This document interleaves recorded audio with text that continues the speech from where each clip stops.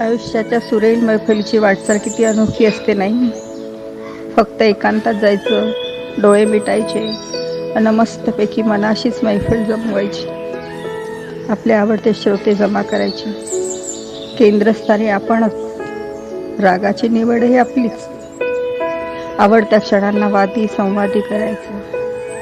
विश्रांतीस्थानं आपणच ठरवायची. कधी मिंड, कधी गमक करत वादी क्षण खुलवत राहायचे. नावडत्या क्षणांना विवादी करायचं, नवर्ज करून टाकायचं. काळाच्या ओघात कठीण प्रसंगही बोथट होतात. त्यांना कणस्वर करून कधीतरी हळूच लावून पाहिजे आणि रागाची मजा अजून थोडी वाढवायची.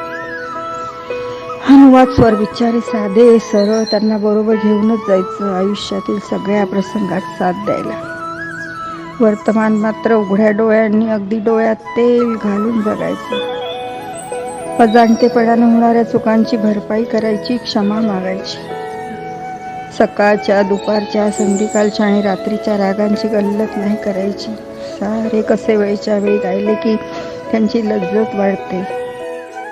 आदर्श व्यक्तींना गुरुस्थानी बसवायचं आणि त्यांना स्मरून गायला सुरुवात करायची की सारेच राग रंगत जातात. कठीण प्रसंगी अनमट रागाचं अस्त्रही काढावं लागतं. कोणापासून अपेक्षाही करायची नाही.